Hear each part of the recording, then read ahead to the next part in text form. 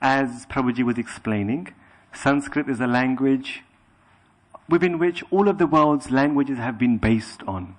Even English.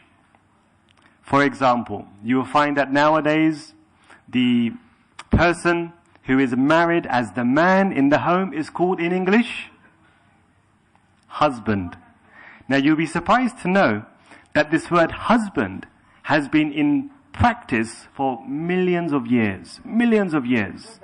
In fact, in every Vedic marriage ceremony, the moment the Pani Grahan is done, where the bride takes the hand of the husband, that is in Sanskrit called Hasta Bandhan. Hasta means hand and Bandhan means to tie. So he who took the hand of the bride is the Hasta Bandhani. And that word later on became known in English as husband. So in this way you'll find on how Sanskrit is a language which is actually home to many of us, but due to a lack of practice, we may consider it to be somewhat alien. So let's start today's discourse by all joining in, word for word, with the following verse. So we are reading from chapter 16, text number 24. Please repeat after me. Tasmach Shastram Pramanam Te Karya Akarya Vyavastithau Gyatva Shastra Vidhanoktam Karma Kartum Iharhasi. Thank you.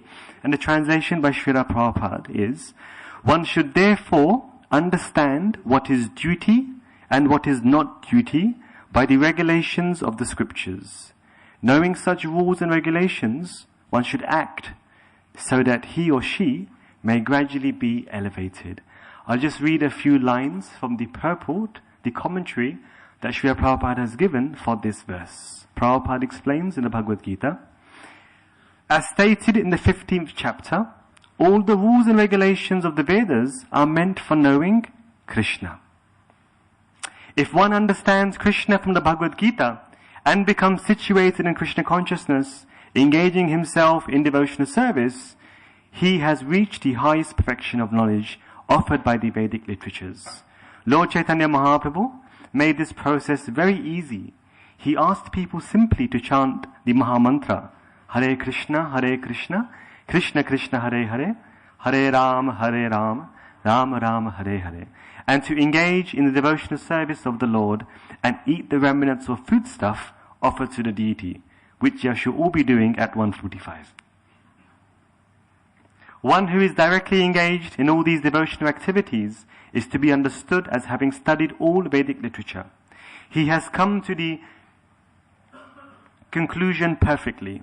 Of course, for the ordinary person who are not in Krishna consciousness or who are not engaged in devotional service, what is to be done and what is not to be done must be decided by the injunctions of the scriptures, the Vedas. One should act accordingly without argument. That is called following the principles of Shastra or scripture. Shastra is without the four principal defects that are visible in the conditioned soul: imperfect senses, the propensity for cheating, certainty of committing mistakes, and certainty of being illusioned. These four principal defects in conditioned life disqualify one from putting forth rules and regulations. Therefore, the rules and regulations are described in the Shastra.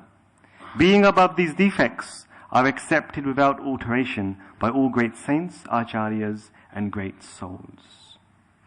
So this was just an excerpt of the purport. So in here, Srila Prabhupada, he is discussing the importance of following rules and regulations.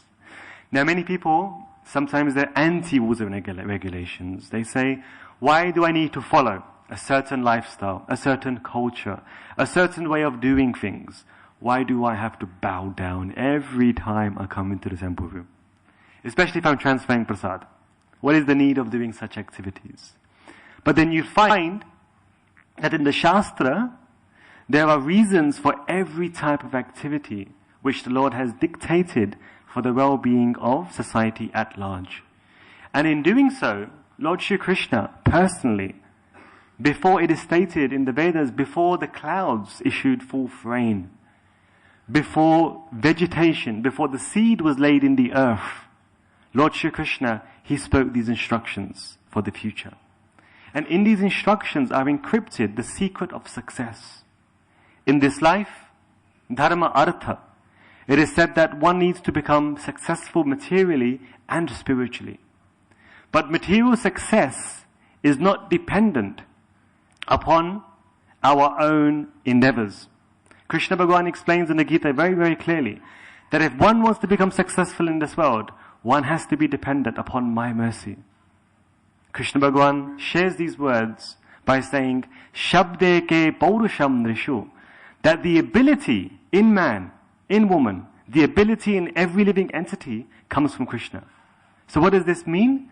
Every time you wish to open your eyes, every time you wish to blink, every time your lungs decide to take in air and give out air, every time your heart decides to pump blood around the body, that is personally sanctioned by God. The very essence of life, oxygen, is stated in the Ayurveda, the medical science, as being potent only because every molecule of oxygen, first of all, goes and touches the feet of Lord Vishnu, lying in the ocean of milk at the bottom of this universe. That molecule that has touched the feet of Lord Vishnu becomes potent, and that molecule then comes into the various planetary systems, and the human being therefore breathes that molecule. Therefore, air is known as Vishnupad Amritam. Vishnupad Amritam, that nectar-giving life which has touched the feet of Lord Vishnu, that is what sustains us every day of our lives. That is how we actually live. Air. So in this way you'll find that Lord Shri Krishna, he has already set into place every activity in this world by which we can gain success, both in this life and in the next. However, you find that when one decides to somehow or another go against the wishes of Shri Krishna Bhagavan, then that person only meets in misery. And interestingly, you may have heard the latest parliamentary discussion by David Cameron, maybe you've heard on Friday. It's amazing how over the past few days, or maybe the past few recent months, even ministers and prime ministers and heads of state and presidents, they are only gaining popularity whenever they decide to share words that are documented by Lord Krishna in the Bhagavad Gita.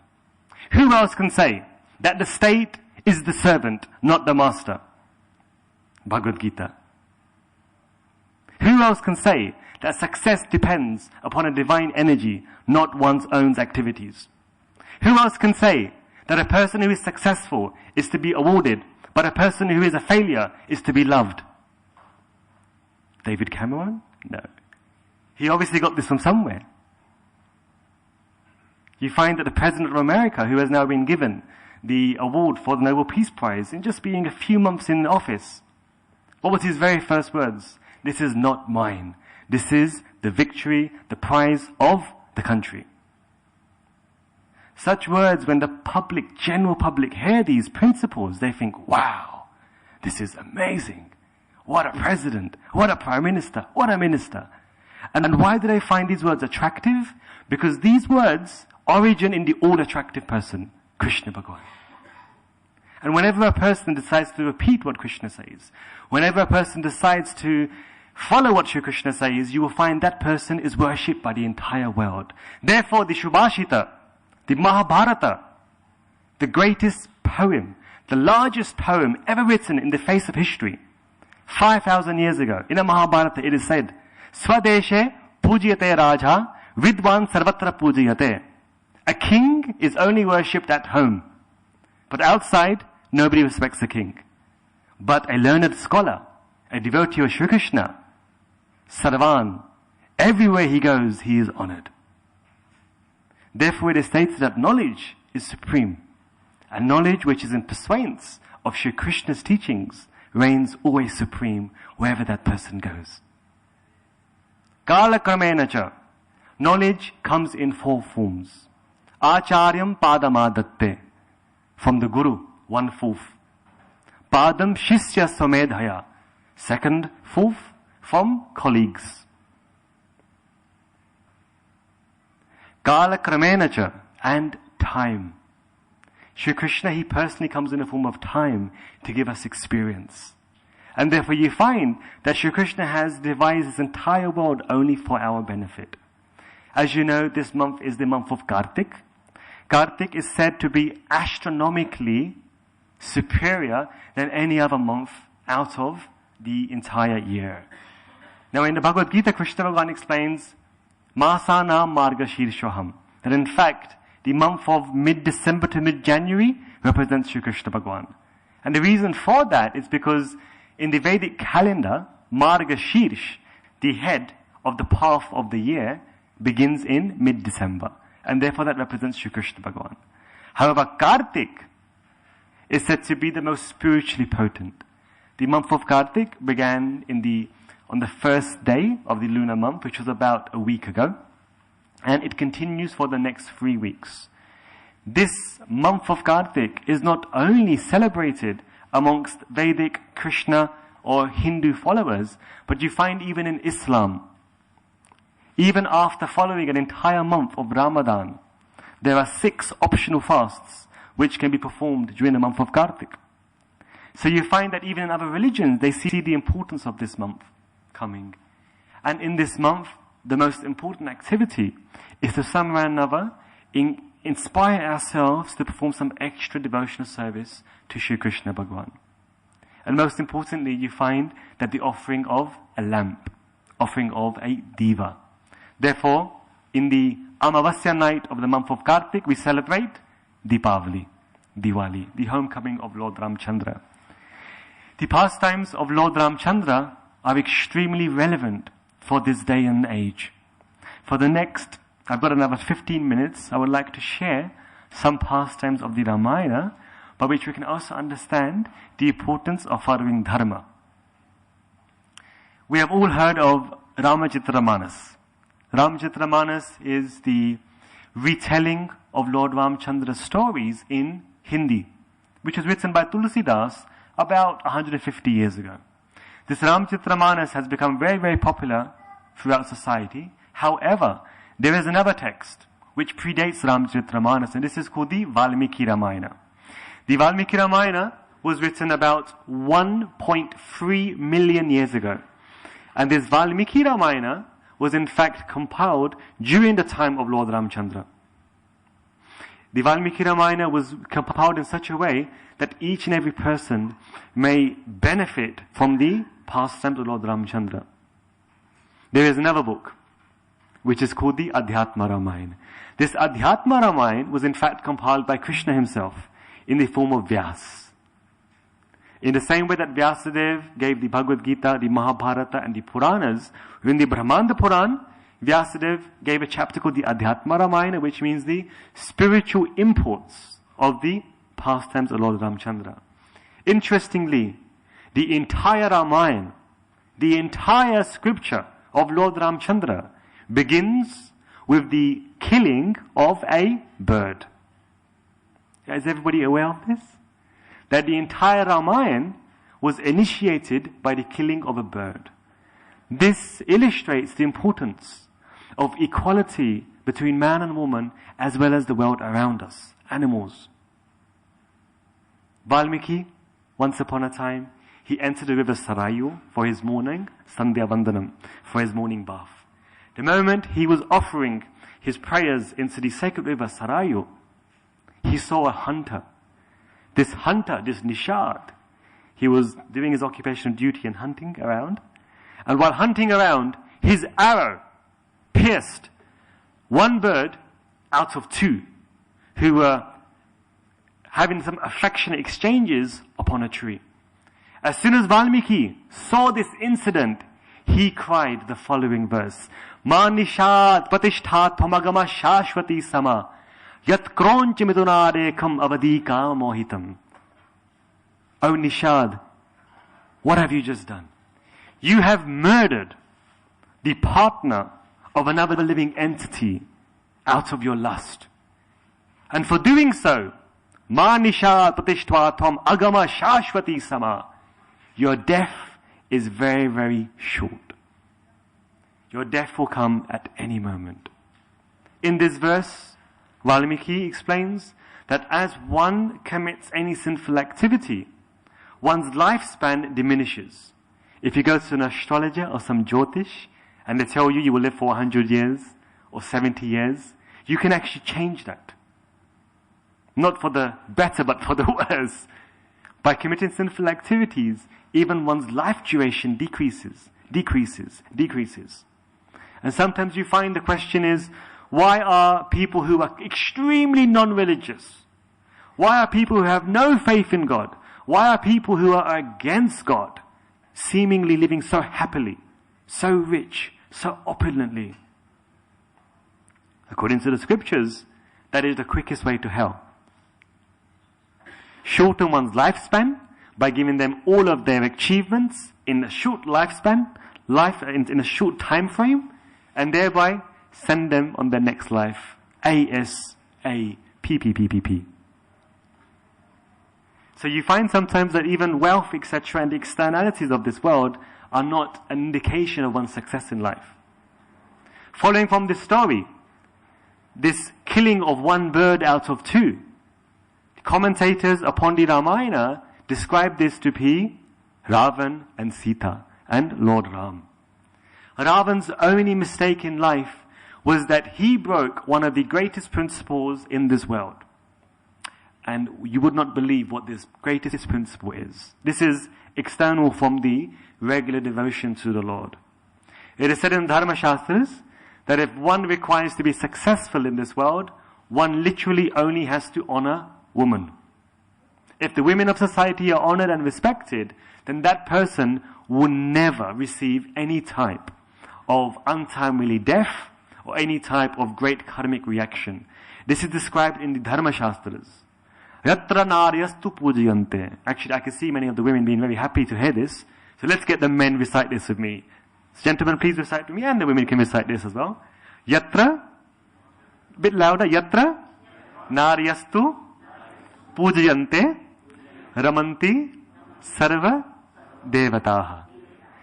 The translation of this is, where women in society are honored, and the word puja is used, and I'm sure you know what the word puja means, worshipped, in such a family, in such a union, in such a society, such people gain all victory, materially and spiritually. The entire assembly of the demigods, Lakshmi, Kuber, they all come and take residence in that home and that relationship and that life. However, where women are disrespected, that person, that community, that society meets with devastation. Ravan's only fault in life was he committed this atrocity. He decided, as you all know, to separate Sita from Ram. Unfortunately, that was the supreme mother from the supreme father. A very bad choice for Ravan to exercise his lust on. And when Ravan committed this abominable activity, as you know, the entire pastimes of Diwali and the Ramayana issued forth in Lord Ramchandra being exiled to the forest, Vanavas, him living like a mendicant for just about 13 years, Ravan coming in the disguise of a saint to trick Sita in giving alms, by which he then abducted her, kidnapped her, and took her to Sri Lanka. An interesting story which I would like to share with you is the Yudhakand. Now, how many of you have read Ramayana or watched Ramayana? Please raise your hands. Okay, so majority of people. Now, you may remember the time when Lord Ramchandra was in battle with Ravan. This was after the defeat of Indrajit, Meghnad, after the defeat of Kumbhakarna. Literally at this point, only Ravan was surviving. Maybe one or two other foot soldiers of Ravan were also surviving, his Angarakshaks, his personal bodyguards. But apart from that, the entire assembly of warriors of Lanka were all destroyed. One time, when Ravan came out of Lanka, Nagari, he came out onto the Yadubhumi, to the battlefield to fight Lord Ramchandra. Lord Ramchandra desired to end the war on that particular note.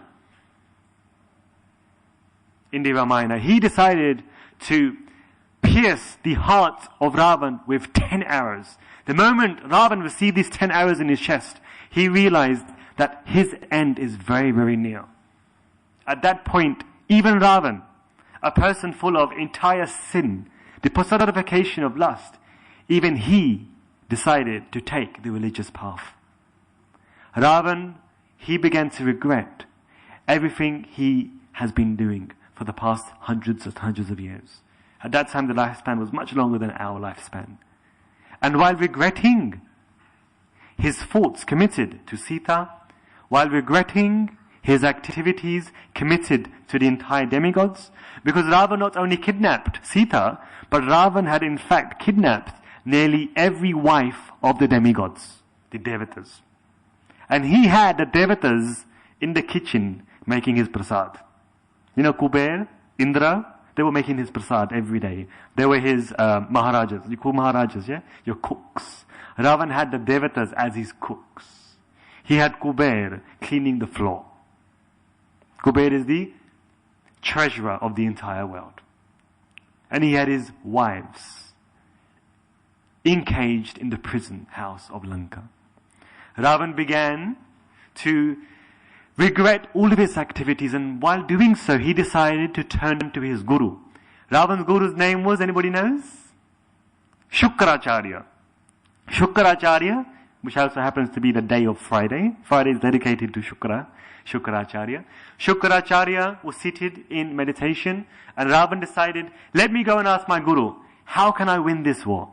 How can I put an end to the suffering that I am about to witness, my own death?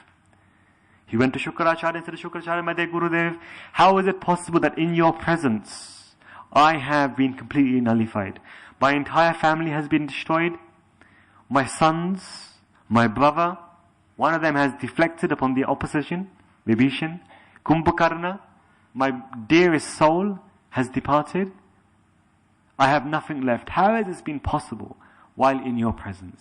Shukracharya reminded him of the rules and regulations of Lord Shri Krishna Bhagavan. In fact, in the Ramayana, whenever prayers are offered to God, they are offered to God in the form of Lord Shri Krishna. You will find that in the Sanskrit text of the Ramayana. Even amongst Vishnu as well, you find Krishna is worshipped in the Ramayana as God, and Lord Ramchandra being his avatar. So while doing so, Shukracharya explained that there is only one way, Ravan, there is only one way that you can gain victory over Lord Ramchandra. And while doing so, eradicate your karma or two. Perform a fire sacrifice. Perform a homa. And in this homa, if you are able to perform this havan without any disturbance, you shall receive from the Agni Kund, from the sacred blazing fire, a chariot, a bow, a quiver, and horses, by which you will become Ajay, invincible, undefeatable. And if you complete this havan without disturbance, you will win over Lord Ramchandra. You will keep Sita, and you will conquer this entire world. Ravan, who was very eager to achieve success, he immediately begged for the mantras of this yajna. Shukracharya sat down in meditation, and through meditation, Shukracharya, he transferred all of these sacred mantras for the Ajaya Homa. Ravana was told once again by his guru, ensure that this Homa is not done with other people around. Ensure there is no disturbance in this Homa. And if you ensure this, you shall be Ajaya, invincible. In doing so, Ravan at once, he digged a huge cave, a huge chamber that is said to have reached the netherworlds, the bottom of this earth, Patal. Such was this chamber that Ravana had personally dug. At the bottom of this chamber, immediately, Ravan, he got together his tandila, he got together his bricks, made his havankund, his ghee, his sacrificial wood, and he sat down immediately in meditation.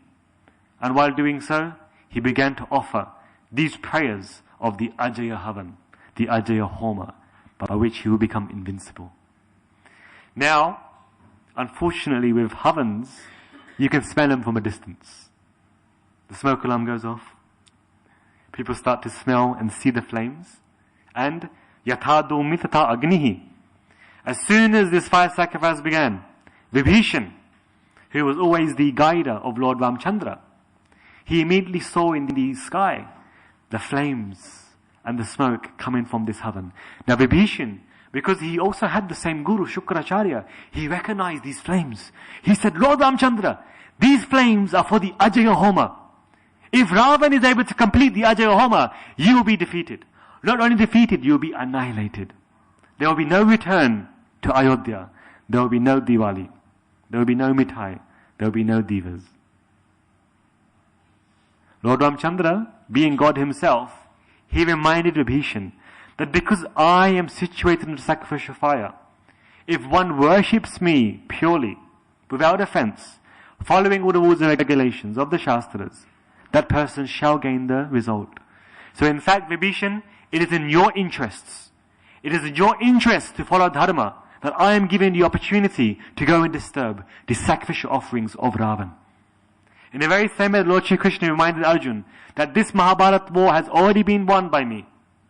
It has already been orchestrated by me. You just become nimitta matram bhavasavya sachin. You just become an instrument in the victory. And by doing so, you become glorified, and my devotional service shall be renowned and well known throughout the entire world. The victory of God is through the victory of his servants. And that is Sri Krishna Bhagavan. So Lord Ramchandra, he gave Vibhishan this instruction. Vibhishan immediately told Angad and Hanuman, Angad, Hanuman, you go and you find this Havan Kund, which is situated somewhere in Lanka. Now while doing so, as we said earlier, in Vedic times, especially in devotional families, every success, there's always some woman involved. And also in every great atrocity, there is also some woman involved. Ramayana Mahabharata occurred because of the atrocities towards womanhood, the energy of God. Sita in Ramayana and Draupadi in Mahabharata. To find this Havan Kund by which they can disturb this Havan of Ravan, the wife of Vibhishan, she used Prashna Shastra, she used astrology to work out exactly where this gufa, where this cave has been dug by Ravan in Lanka. Vibhishan's wife informed Vibhishan of the exact spot where you can find this Havan Kund. Angad and Hanuman found that very spot. While walking through this chamber, they came across many, many bodyguards which they had to massacre. And at the end of this chamber, they came across a huge, gigantic stone door. Now this stone door was not possible to be crushed by any weapon. It is said that only the person who is barefooted and upon whose foot Ravan has personally bowed down to, only that foot can break this stone door. Now who would Ravan bow to? Ravan is the person who kidnapped the wife of the Supreme Personality of Godhead. Who did Ravan bow down to? Any guesses here? Who did Ravan bow down to? Angad. Angad, a 15-year-old Vanara. As you know, when Angad went into the palace of Lanka as the Shanti Dood, as the giver of peace, the messenger of peace, he compelled Ravan to come down and move his foot. He was saying, if anybody can remove my foot, then I guarantee you that Lord Ramchandra will come and simply give you Sita. He will give you Ayodhya. He will give his bow, he will give his arrow, and he will leave this world.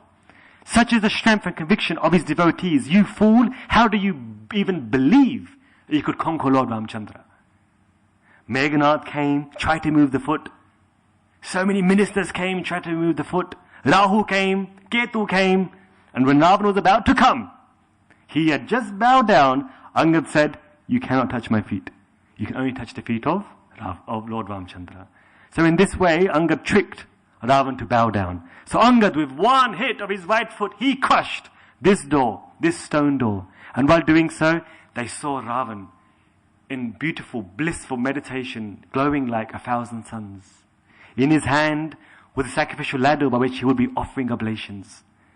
And while doing so, Hanuman, Angad immediately began to get rid of all of the samagri, the grains, the herbs, the camphor, the wood. They started to throw it in all directions to disturb this sacrifice. But Ravan, dedicated to achieving liberation, dedicated to achieving success in this war, he remained in meditation while offering his prayers into the sacrificial fire.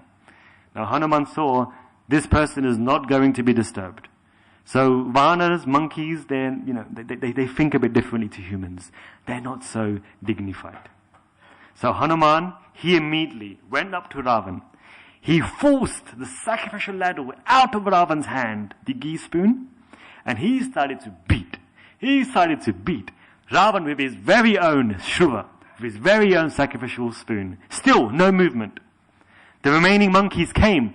They started to bite, pull the hairs of Ravan, bite him on his arms, bite him on his fingers, tickle his feet. They were tickling the feet of Ravan, trying to get him to stop this havan.